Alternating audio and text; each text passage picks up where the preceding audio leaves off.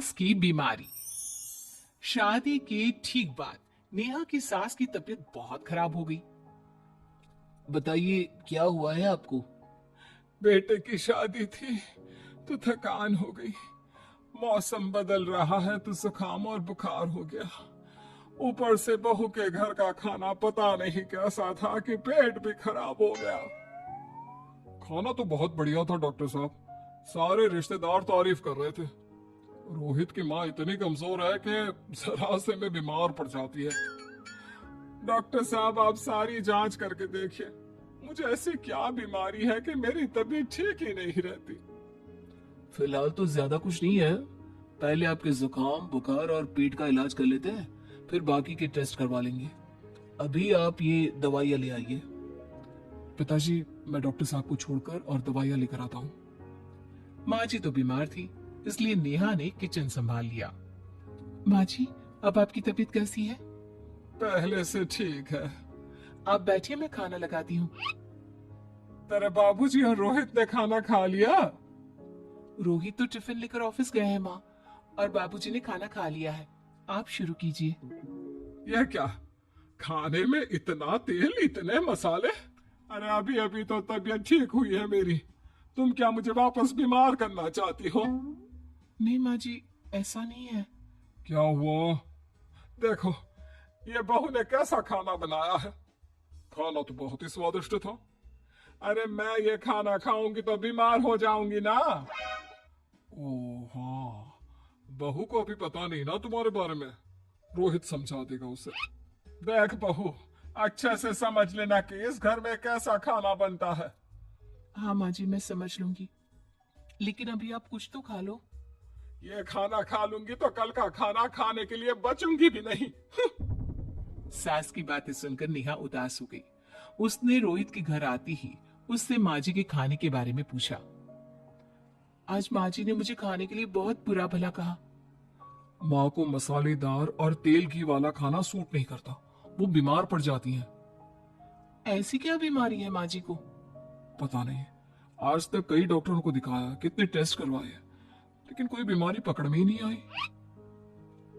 नेहा को कुछ समझ में तो नहीं आया, लेकिन उसने अपनी सास के हिसाब का खाना बनाना सीख लिया। माँ जी, आज तो खाना ठीक है ना?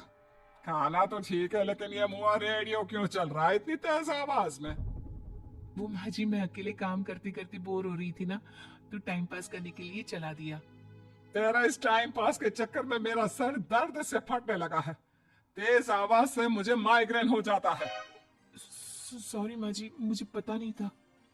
तुम्हें जब तक सब पता चलेगा तब तक मैं तो भगवान के पास ही पहुंच जाऊंगी। नहीं नहीं, ऐसा मत कहिए ना माँ जी। अब मैं कहीं भूख से ही ना मर जाऊं। खाना मेरे कमरे में रख दो। बेचारी नेहा, उस दिन उसे बहुत दुख हुआ। नेहा, तुम रो क्यों रही हो? आज माँ जी ने मुझे बहुत बुरा भला कहा, मैं तो सिर्फ रेडियो सुन रही थी। ओहो, तुम माँ की बातों का बुरा मत मानो। उन्हें तेज आवाज से सर दर्द होने लगता है, दर्द की वजह से बोल दिया होगा कुछ। लेकिन मुझे तो ये सब पता ही नहीं था ना। इसलिए बाबूजी ने मुझे पहले ही फोन करके सब कुछ बता दिया, और मैं तुम्हारे लिए ये हेडफोन लाया हूँ। अब तुम अपने गाने भी सुन सकती हो और माँ को परेशानी भी नहीं होगी। ये सिर्फ एक बात का हाल है, लेकिन माँ को तो हर चीज से परेशानी है। अब क्या कर सकते हैं, माँ बीमार ही इतनी रहती है। लेकिन माँ को ऐसी कौन सी बीमारी है? तुम्हें बताया तो था, किसी भी डॉक्टर को माँ की बीमारी समझ में नहीं आ रही। अब तुम भी ये सब सोचना छोड़ दो, ये हेडफोन लो और अपने पसंद के गाने सुनो। रोहित के गिफ्ट से नेहा की एक परेशानी तो दूर हो गई, लेकिन उसके मन में कई सवाल खड़े हो गए। आज मैं देर से उठा हूँ या तुम जल्दी उठ गई? वो माँ जी को कल रात भर सर दर्द हुआ ना, तो जल्दी उठकर उनकी जगह मैंने पूजा कर दी। अरे वाह, आच्छू, आच्छू। हे भगवान, ये किसकी करामत है? ये तो माँ जी की आवाज है। चलो चल के देखते हैं। क्या हुआ माँ? आच्छू, ये घर में गुलाब कौन लाया? मुझे नहीं पता, मैं तो अभी उठा हूँ। माँ जी, आप कल रात भर सो नहीं पाई, तो मैंने जल्दी उठकर पूजा पाठ किया। घर में फूल नहीं थे ना, तो मैं बाजार से गुलाब के फूल ले आई। नेहा, माँ को गुलाब के फूल की एलर्जी है। अब मुझे ये कैसे पता होगा? अच्छा, तुझे कुछ पता नहीं तो तू वही काम क्यों करती है जिससे मेरी तबीयत खराब हो जाए?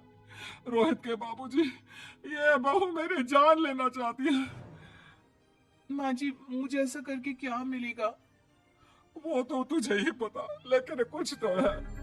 रोहित की माँ बस करो, बेचारी बहू को कुछ पता ही नहीं है, बस इसलिए उससे गलती हो जाती है। जाओ तुम कमरे में। बहू, तुम रोहित की माँ का बुरा मत मानो, वो अपनी बीमारियों से इतनी परेशान है कि उल्टा सीधा बोल देती है। नहीं नहीं बाबूजी, मुझे बुरा नहीं लग रहा, मुझे चिंता हो रही है माँ जी की बीमारी की। ये बताइए कि माँ जी को ऐसी प्रॉब्लम्स कब से होने लगी? शादी के 6-7 महीने बाद से।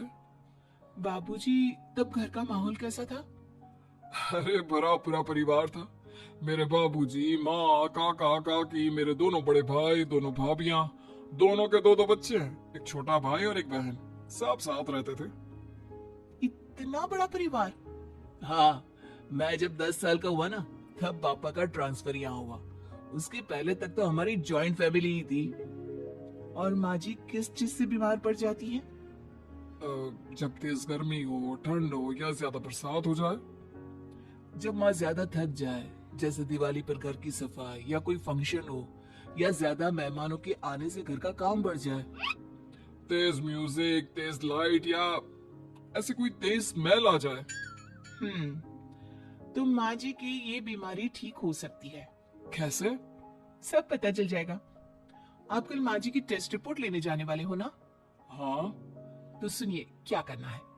अगले दिन रोहित माँ जी की रिपोर्ट्स लेकर आता है। माँ, बाबूजी, नेहा। अरे क्या हो गया रोहित? माँ जी की रिपोर्ट आ गई है। कुछ सीरियस है क्या? जिसका डर था वही हुआ। अरे गोल गोल बातें मत कर, सीधी तरफ बता बेटा, क्या हुआ है मुझे? माँ, आपकी किडनी, लिवर सब फेल हो गया है, आपका दिल भी कमजोर हो गया है। डॉक्टर ने कहा है कि आपके पास सिर्फ 1 महीना बचा है। ये क्या बक रहा है? ऐसा हो ही नहीं सकता। मुझे लग ही नहीं रहा कि मैं इतनी बीमार हूँ। लेकिन माँ जी, रिपोर्ट झूठी तो नहीं हो सकती ना? हाँ, माँ को 20 साल की उम्र से बीमारी लग गई थी, लेकिन कोई डॉक्टर पकड़ नहीं पाया और अब ये बीमारियां बहुत ज्यादा बढ़ गई हैं। हाँ रोहित की माँ, तुम्हें याद है शादी के 6 महीने बाद से तुम बीमार रहने लगी थी।